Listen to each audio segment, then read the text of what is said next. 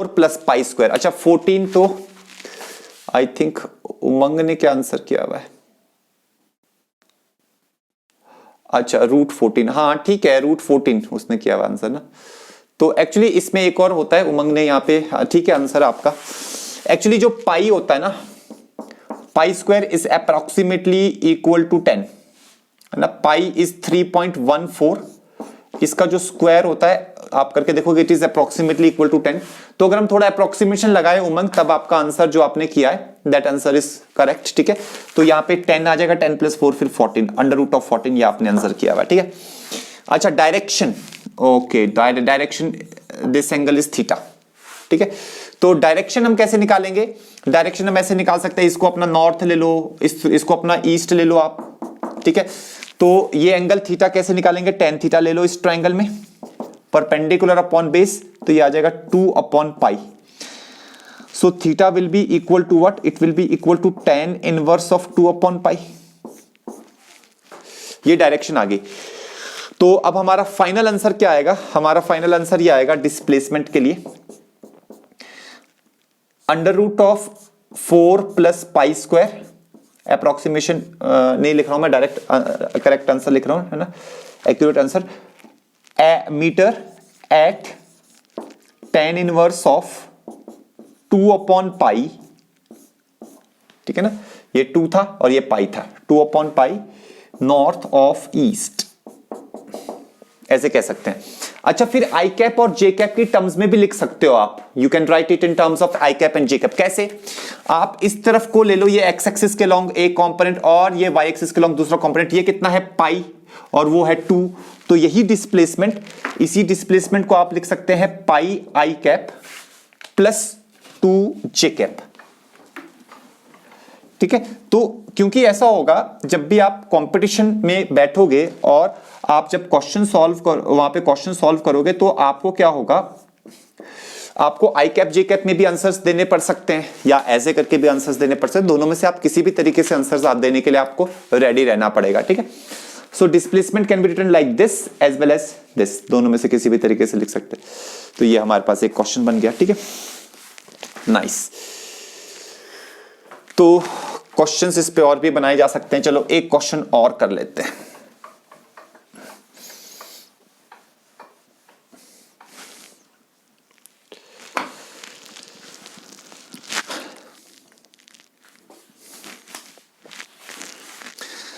Let us suppose that हमारे पास जो है नेक्स्ट एग्जांपल, एक एग्जांपल और कर लेते हैं, लास्ट एग्जांपल, फिर हम नेक्स्ट टॉपिक पे चल पड़ेंगे, ठीक है। लेट अस सपोज दैट हमारे पास एक सर्कल है,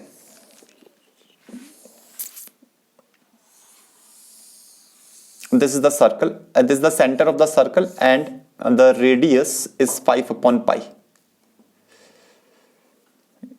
yeah radius is 2 upon pi,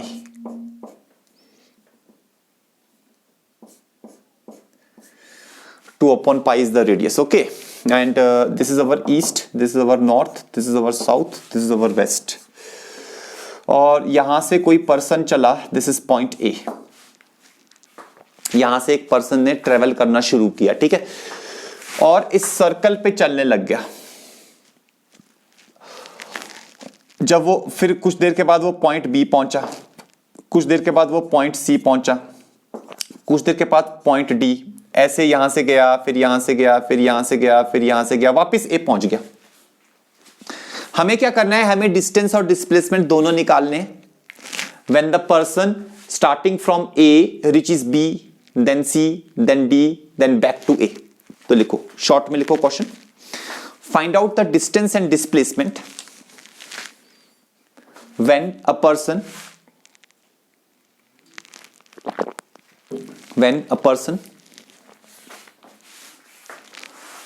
starting from point A,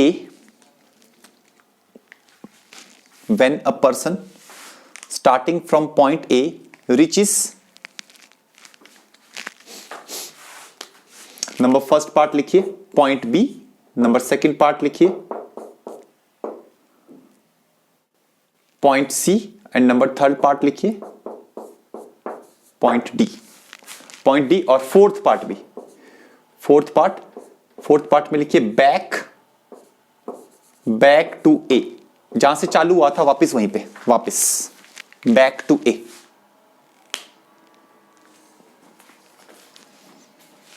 ठीक है, so we have to find out the displacement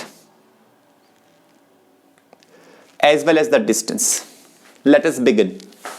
ठीक है, सबसे पहले हम क्या करते हैं, ये सारी की सारी सर्कमफ्रेंस निकाल लेते हैं। सबसे पहले ये कर लो। ठीक है, तो सर्कमफ्रेंस होती है 2 पाई आर, तो ये आ जाएगा 2 पाई, रेडियस कितना दिया है 2 बाई पाई, तो पाई से पाई कैंसिल, तो 2 2 जा 4 मीटर। सर्कमफ्रेंस क्या होती है, ये लेंथ, ये सारी की सारी लेंथ कितनी है 4 मीटर। अगर ये सारी लेंथ 4 मीटर है तो ये ए से बी, सॉरी नॉट ए से बी की लेंथ, ये जो लेंथ है ये लेंथ क्या होगी, ए से बी की लेंथ, ये ए से बी की जो लेंथ होगी, this length will be the distance. सबसे पहला डिस्टेंस होगा ये। ठीक है, तो हम फर्स्ट पार्ट कर रहे हैं। फर्स्ट पार्ट में डिस्टेंस जो है, डिस्टेंस विल बी, ये लेंथ कितनी होगी, टोटल सर्कमफ्रेंस की 1/4, क्योंकि ये क्वार्टर सर्कुलर आर्क है, तो क्वार्टर सर्कुलर आर्क है तो टोटल जो लेंथ है उसकी 1/4 होगी ये। तो distance travelled will be 1/4 of 4, तो दैट विल बी 1 मीटर। तो यहां पे वो 1 मीटर का डिस्टेंस ट्रेवल करेगा। पहली बात ये होगी। अच्छा, दूसरी बात डिस्प्लेसमेंट। डिस्प्लेसमेंट कैसे निकालेंगे, डिस्प्लेसमेंट ऐसे निकालेंगे, यहां से यहां डायरेक्ट ऐसे करके, इस डायरेक्शन में ये लेंथ निकालनी पड़ेगी।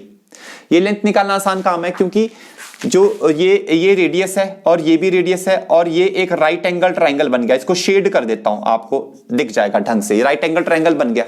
राइट एंगल ट्रायंगल के बेस और परपेंडिकुलर पता है तो आप निकाल सकते हो कि भाई यहां पे ये टोटल डिस्प्लेसमेंट कितनी होगी। डिस्प्लेसमेंट का मैग्नीट्यूड निकाल सकते हो आप। तो displacement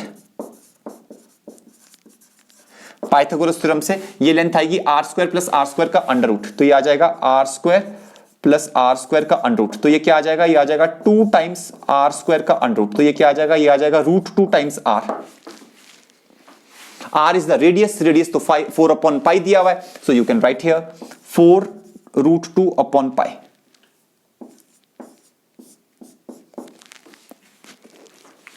r is the radius, radius is our, sorry उल्टा लिख दिया मैंने, radius is our 2 by pi,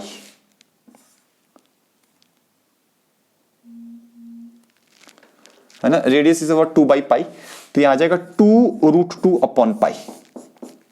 radius is 2 by pi, 2 √2 upon pi. ठीक है, हाँ कैलकुलेशंस ये। सो दिस मच मीटर्स, इतना डिस्प्लेसमेंट हो जाएगा, but we need to get the direction as well. Direction निकालना जरूरी है, तो डायरेक्शन कैसे निकालें।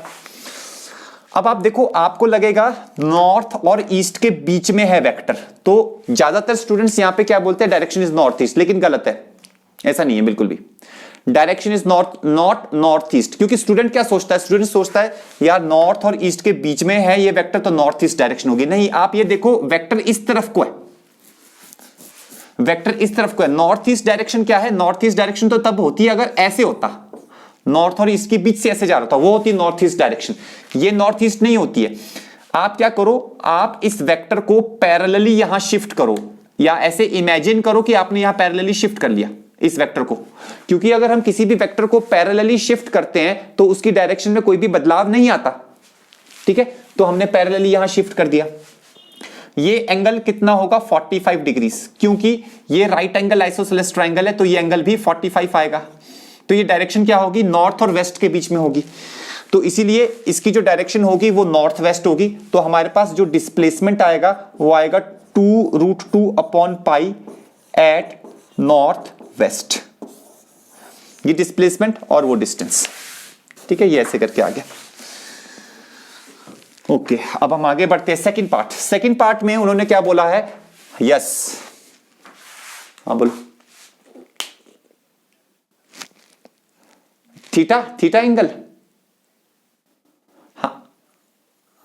हाँ निकाल सकते हैं, हाँ निकाल सकते हैं, क्योंकि हमारे को ये लेंथ भी पता है और ये लेंथ भी पता है, तो ये भी आर है, ये भी आर है। अगर आप इसको थीटा मान लो, हमने निकाला है, ये 45 डिग्री निकाला है हमने, तो यहां पे लेकिन मैंने डायरेक्टली लिख दिया था tan theta is equal to perpendicular upon base लिख सकते हैं हम, तो r अपॉन r लिख दिया, तो r से r कैंसिल 1 आ गया, so theta tan theta 1 means theta is equal to 45 degree. तो ये ऐसे करके एंगल हम निकाल सकते हैं एक्स एक्सिस के साथ, ठीक है जी, ठीक है, तो निकाल सकते हैं। लेकिन मैं आपको कह रहा हूं कि आपको इतना मेहनत करने की भी जरूरत नहीं है, आपको पता है ये राइट एंगल्ड आइसोसेलेस ट्राइंगल है, यहां पे 90 डिग्रीज है, ये r है तो राइट एंगल्ड आइसोसेलेस ट्राइंगल है, राइट एंगल आइसोसेलेस ट्राइंगल है तो 45 45 और 90 होंगे angles, right angle isosceles triangle की प्रॉपर्टी होती है, डायरेक्टली भी यूज कर सकते हैं, तो निकाल भी सकते हैं हम, दोनों चीजें हैं, ठीक है।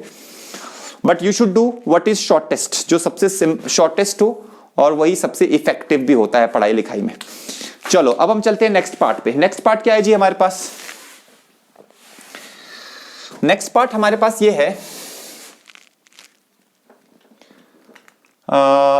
Second part. सेकंड पार्ट में हमारे को पॉइंट सी पे विजुअलाइज करना है। अच्छा देखो, अब पार्टिकल ए से चला, यहां से आया, यहां से आया, यहां से आया, यहां से आया, यहां से आया, यहां से आया, और पूरी आधी सर्कमफ्रेंस पे चलते हुए पॉइंट सी पे पहुंच गया।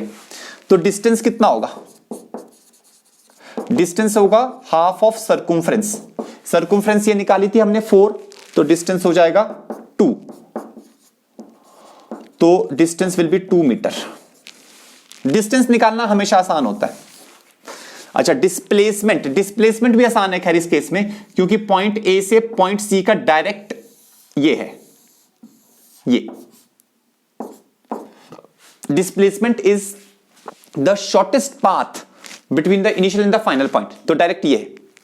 तो ये डायरेक्शन किस तरफ को है? ये डायरेक्शन ना वेस्ट डायरेक्शन में है। आप ये मत सोचना भैया इसका कुछ पोर्शन ईस्ट पे भी है, ऐसा नहीं होता। अब यहां पे भी मैं आपको क्लेरिफाई कर देता हूं। मान लो नॉर्थ साउथ ईस्ट वेस्ट ऐसे है, ये ईस्ट के ऊपर अगर कोई वेक्टर यहां रखा हुआ है, ये वेक्टर ए है, तो क्या इसकी डायरेक्शन ईस्ट है? बिल्कुल नहीं है ये ईस्ट के ऊपर रखा हुआ, x axis positive x axis के ऊपर रखा हुआ है, लेकिन इसकी जो डायरेक्शन है उसकी डायरेक्शन तो लेफ्ट की तरफ है, लेफ्ट की तरफ है, इसका मतलब इसकी जो डायरेक्शन है that is along negative x axis, negative x axis के लॉन्ग इसकी डायरेक्शन है। इसका मतलब क्या हुआ? इसका मतलब हो गया ये जो वेक्टर ए है इसकी डायरेक्शन क्या है? That is west actually. उसी तरीके से ए से बी ये जो ए से सी ये जो वेक्टर है इसकी डायरेक्शन भी क्या होगी? वेस्ट होगी। तो यहां पे जो डिस्प्लेसमेंट आएगा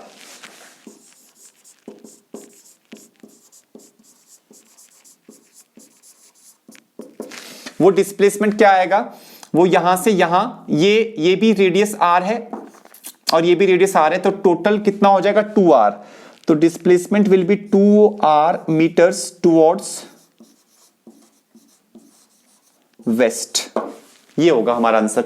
और रेडियस कितना है? रेडियस है 2/पाई, तो r की जगह पे डाल दो, तो 2 2 4/पाई, दिस मच मीटर्स वेस्ट।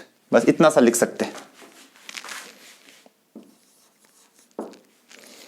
इतना काफी है, ठीक है। अच्छा फिर पहुंचे हम डी पे, थर्ड पार्ट में। डी जो है, अब आप इसमें देखो, तो अब ये पार्टिकल यहां से ऐसे घूम करके यहां आ गया, यहां आ गया, ठीक है। तो थर्ड पार्ट में एट डी डिस्टेंस कितना होगा?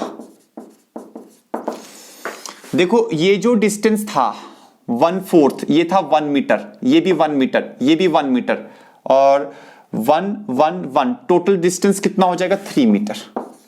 कॉमन सेंस लगा दो, क्योंकि 1/4 of the circumference is 1 metre, तो 1 1 1, ठीक है। अच्छा डिस्प्लेसमेंट कैसे निकालें? डायरेक्ट बनाओ, ए से डी ये आएगा, ये डिस्प्लेसमेंट है। अब ये डिस्प्लेसमेंट साउथ और ईस्ट के बीच में है, लेकिन इसकी डायरेक्शन साउथ ईस्ट नहीं है। ये साउथ और ईस्ट के बीच में है, लेकिन इसकी डायरेक्शन साउथ ईस्ट नहीं है। क्यों नहीं है साउथ ईस्ट? क्योंकि साउथ ईस्ट तो तब होती अगर वेक्टर ऐसे होता, वेक्टर ऐसे होता, साउथ और ईस्ट के बीच से ऐसे होता, तब होती साउथ ईस्ट। ये साउथ ईस्ट डायरेक्शन नहीं है, तो ये क्या है? ये जो डायरेक्शन है भाई, ये डायरेक्शन, इस वेक्टर को पैरेलली यहां शिफ्ट करो, आपको पता चल जाएगा। ये डायरेक्शन है वेस्ट और साउथ के बीच में, तो ये साउथ वेस्ट डायरेक्शन है, साउथ वेस्ट डायरेक्शन है, ठीक है। अच्छा, अब ये जो ट्राइंगल है यहां पर, ये वाला ट्राइंगल, ये ट्राइंगल और ये ट्राइंगल, ये भी आर है, ये भी आर है। ये ट्राइंगल कैसा है? फिर से ये ट्राइंगल बन गया right angled isosceles triangle. Right angle isosceles triangle के दो एंगल्स 45 और एक 90 का होता है। ये एंगल 90 है और ये एंगल कितना होगा? ये एंगल होगा 45 डिग्रीज। tan थीटा लगाने की यहां जरूरत नहीं है, ऐसे कर सकते हैं। अगर ये 45 होगा तो ये वाला एंगल भी 45 होगा, ठीक है। या आप पहले ये वाला ले लो, ये वाला एंगल भी 45 होगा। ये और ये कैसे हैं? ये कॉरस्पॉन्डिंग एंगल्स है 45 डिग्री, पैरेलल लाइन खींची थी हमने वहां पे। तो अच्छा, अब ये लेंथ कितनी होगी? अगर ये r है, ये r है, पाइथागोरस थ्योरम से ये लेंथ आएगी r square plus r square का अंडररूट, ये लेंथ, क्योंकि ये r है और ये भी r है, ये भी r है, वो भी r है। तो ये कितनी आएगी? वही आ जाएगी जो हम पहले भी कर रहे थे, √2r, और r कितना है? 2/पाई, तो ये आ जाएगा 2√2 2√2 अपॉन पाई, 2√2 अपॉन पाई आ जाएगा, ठीक है भी। अच्छा, तो आपके पास डिस्प्लेसमेंट क्या आएगा?